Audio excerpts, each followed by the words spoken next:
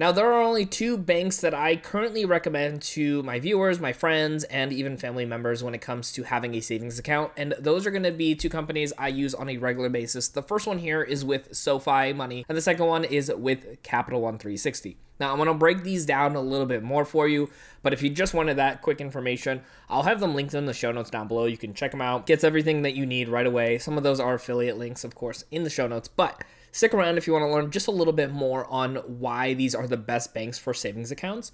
And the reason I honestly want to recommend these is because I actually use these on a regular basis. Now, as a financial YouTuber, I talk about a bunch of financial apps. I test out everything on a regular basis. I have bank accounts with so many different banks, but these are the two that I stick with for my regular use. Now, one of them is going to be with SoFi. This is my fun money. This is money that I kind of just spend, going out to eat, not really paying too much attention.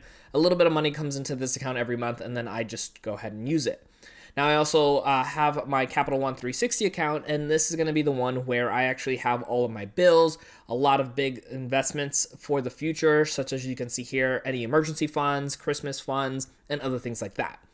Now, why are these great banks for savings accounts? Well, first and foremost, they are entirely free to utilize. There are zero fees for just even having the account open with a zero balance. Now, obviously, when you open up the account, you usually have to put a little bit of money, but if your account went to zero, like you can see my vacation fund here, it's entirely at zero, but it is not costing me a penny to have that account open, where some other banks will charge you to have those accounts. Now, the other thing that I like about these companies as well, too, is that not only are they completely free to have these savings accounts, but they actually pay you interest to be able to have that money in the account. So if I go to my Christmas fund here for this example, and you're going to see that our current interest rate on this account is 3.4% yield. So you can see we're actually earning a decent amount of money. Now, there's not a ton of money in this account. Obviously, we have some other funds as backup that will earn a little bit more money on our money, I guess you could say. But overall, this is something that gives us additional value to hold off against inflation. So if inflations are pretty high, you're going to see interest rates climbing in these accounts versus traditional banks like Wells Fargo or Bank of America, where you're honestly not going to see a ton of growth on that interest rate, which means your money's just sitting there giving you nothing while the bank's taking that money and investing it somewhere else or loaning it out to other people. Now, another really great thing as well, this is going to be for Capital One 360, is as you can see here, I have multiple funds. We have a vacation fund, Christmas fund, a family fund, a second emergency fund, and this allows us to have multiple accounts. Now, I know this is not for everybody, and some people do not care to have multiple accounts, but I like keeping certain emergency funds or certain goals into different accounts. It makes it easier when it comes to keeping track of how far along we are. And the nice thing is all of these are entirely free to have, just like the original savings account, as well as you can actually open these accounts online directly. You don't have to talk to anybody. You can just go through the process on your own to be able to create those accounts, and that's so nice and easy. Now, as far as Capital One 360, I've actually had this account for, I believe, well over 10 years, actually even before they were Capital One 360 and they got purchased out. And the nice thing is everything has always been kept the same. The app actually works wonders. One of the best apps I have when it comes to utilizing a banking account. The website, as you can see, which we're on right now, also works very well and seamless. I even have my credit card on here. I even have my checking account with this app as well too. And so for me, this is going to be probably top tier when it comes to going through and having not just the savings account, but also the checking and even the credit card. Now, I know a really big concern for a lot of people is the fact that these companies are online. And even though this is going to be a company where most of their services are done online, they do have some branches where they're kind of actually mixed with cafes, which is kind of cool too.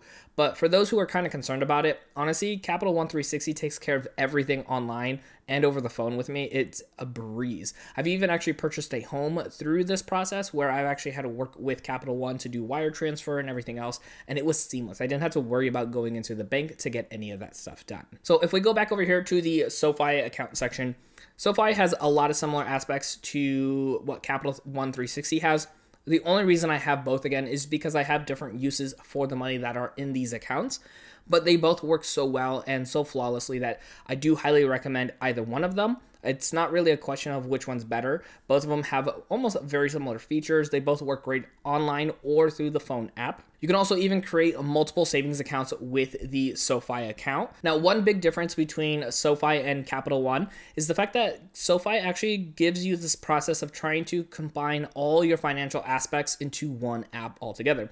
So you can see here we have like banking, we have investing, we can look at our credit score, we could do student loan refinancing, credit cards, we could do this thing called the relay, which is actually getting all of your assets and liabilities put together. You could do personal loans and mortgages. Now, obviously, Capital One can actually do a lot of these same things, but they're not as integrated into one app as SoFi does. So for me personally, I do like that additional step and feature that SoFi has.